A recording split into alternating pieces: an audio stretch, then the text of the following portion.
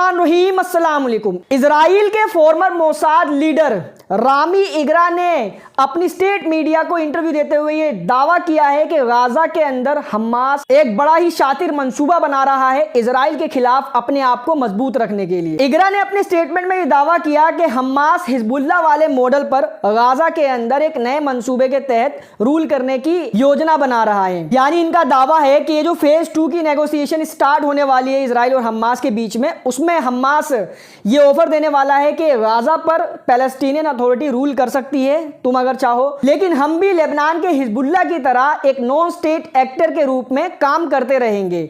जिससे होगा क्या, दुनिया के सामने पैलेस्टीनियन अथॉरिटी गवर्नमेंट के तौर पर बैठी रहेगी, लेकिन पीछे से गाजा को रूल कर रहा होगा हमास। अच्छा, चैनल पर अगर आप नए हो तो चैनल को सब्सक्राइब जरूर कर लें ताकि हमें आपका सपोर्ट मिल सके और आपको देश और दुनिया की तमाम इंपॉर्टेंट अपडेट्स कम वक्त में आसान जबान में मिल सके। वहीं कल गाजा के हमास ने 4 और इजरायली कैदियों को इजराइल को सौंप दिया, यानी आज़ाद कर दिया। लेकिन ये कैदी बाकी कैदियों से अलग इसलिए थे क्योंकि ये जिंदा नहीं बल्कि ताबूत में पैक करके इजराइल भेजे गए। क्योंकि इजराइल ने जो बॉम्बिंग की है पिछले 15 महीनों में गाजा के अंदर, उसमें कई सारे कैप्टिव्स भी मारे गए, जिसमें ये 4 लोग थे, जिसमें से 3 तो सिर्फ एक ही फैमिली के 2 बच्चे और एक महिला थी, जिसके बाप ने वीडियो रिकॉर्डिंग करके सोशल मीडिया के माध्यम से पूरी दुनिया को बताया है कि मेरी फैमिली का कातिल गाजा नहीं बल्कि खुद इजराइल है, जिसने धड़ाधड़ अंधाधुंध गाजा के ऊपर बॉम्बिंग की है, जानते हुए कि गाजा के अंदर 250 से ज़्यादा कैप्टिव्स मौजूद हैं। अच्छा, ये भी अपने आप में एक चमत्कार से कम नहीं कि 365 स्क्वायर किलोमीटर यार्ड का एक छोटा सा एरिया जो पिछले 22 सालों से पूरी दुनिया से बिल्कुल वंचित है, जिसको दुनिया का सबसे बड़ा ओपन प्रिजन भी कहा जाता है, उसमें 15 महीने तक लगातार इजरायली आर्मी ने धड़ाधड़ बम्बार्डमेंट की। बताया जा रहा है कि हिरोशिमा और नागासाकी पर जो न्यूक्लियर बॉम्ब गिराए थे, वैसे 2 न्यूक्लियर बॉम्ब गाजा के अंदर गिराए हैं, यानी 1 लाख टन से ज्यादा एक्सप्लोसिव गाजा के अंदर गिराए गए। उसके बावजूद भी 250 में से कुल 4 ऐसे कैप्टिव्स अभी तक दिखाई दिए हैं जो इजराइल की बॉम्बिंग में मारे गए हैं। यह अपने आप में एक चमत्कार है।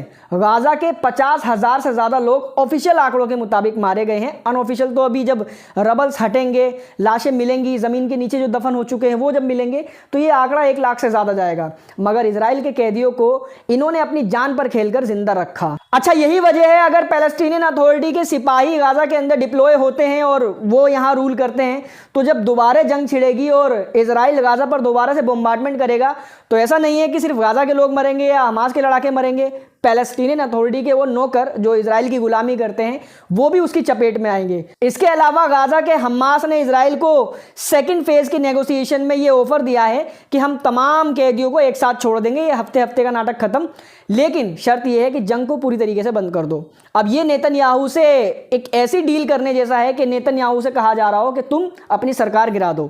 अगर नेतन्याहू ने हमास की बात मान ली तो नेतन्याहू के ही खुद नेता जो कोalition में बैठे हुए हैं गवर्नमेंट बनाकर, वही इसको मुंह के बल पटक कर मारेंगे और इसकी सरकार को एक ही दिन में नेस्तो नाबूद कर देंगे। तो ये डील तो होने से रही, लेकिन फिर भी हमास ने दुनिया के सामने तो एक ऑफर रख दिया है। वही तुर्की के बगल में बैठा हुआ, तुर्की से थोड़ा सा कम ईमान रखने वाला अजरबैजान इजराइल को अपनी गोद में खिलाने के लिए पूरी तरीके से तैयार हो गया है। अजरबैजान के प्रेसिडेंट अलीयेव के सहायक हाजीयेव नेतन्याहू से यरूशलेम के अंदर आकर सीना रगड़ रहा है और कहा यह जा रहा है, दावा यह है, भले ही इंडियन मीडिया पर है लेकिन दावे यही हैं और जेन्युइन है कि ये लोग यानी अजरबैजान इजराइल से अब्राहम अकॉर्ड्स के जरिए नॉर्मलाइजेशन करेगा और उसको अपनी गोद में बिठाकर खिलाना शुरू करेगा, जैसे जॉर्डन, यूएई, इजिप्ट, मोरक्को जैसे देश ऑलरेडी खिला रहे हैं। अच्छा, इस बात में बहुत ज्यादा हैरानी भी नहीं है क्योंकि अजरबैजान इकलौता ऐसा मुस्लिम देश रहा है इस पूरी 15 महीने के टेन्योर में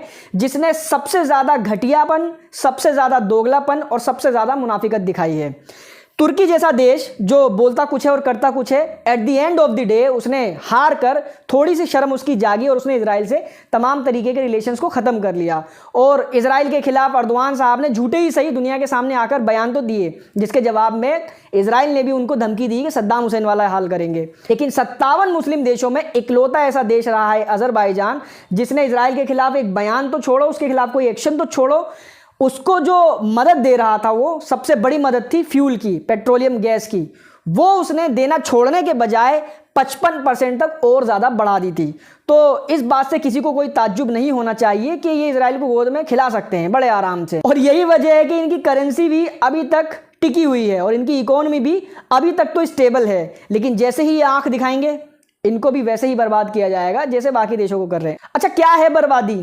आपका पैसा कमजोर हो जाएगा, आप पर सैंक्शंस लगा दिए जाएंगे, आपको आइसोलेट कर दिया जाएगा ताकि आपका देश तरक्की ना कर पाए, यही होगा ना। लेकिन अगर आपका देश एक वेल सिविलाइज्ड कंट्री है तो उसी आइसोलेशन के चैलेंज को वो अपने ईगो पर ले सकता है और बन सकता है वो ईरान, जिसको दुनिया में सबसे ज्यादा दबाने की कोशिश की गई, डराने की कोशिश की गई, दुनिया भर के सैंक्शंस लगाए गए, उसकी जो करेंसी है वो आज भारत के 1 रुपए के मुकाबले इतनी ज्यादा कमजोर है कि अगर आप यहां से 5 रुपए लेकर जाओगे तो वहां नोटों की गड्डी खरीद सकते हो।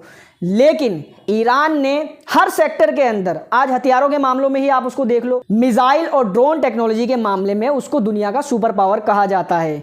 वो कैसे मुमकिन हो पाया? जब उसको आइसोलेट किया गया। मेडिकल इंफ्रास्ट्रक्चर ले लो, चाहे किसी भी सूबे में ईरान को आप ले लो, हर सूबे में वो बहुत बढ़िया काम कर रहा है।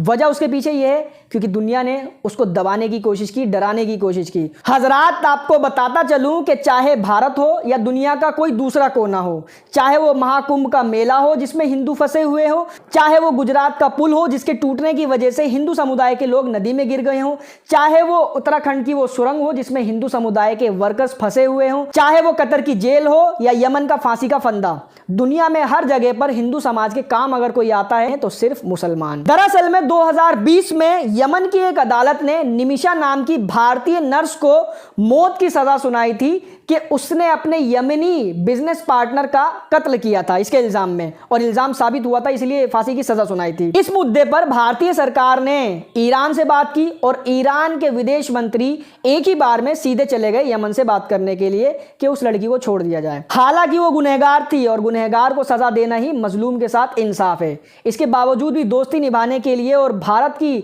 सहायता करने के लिए और ये बताने के लिए कि काम तो तुम्हारे कठमुल्ले ही आएंगे, ईरान ने सीधे यमन से बात की है। और यमन पर राज किसका है?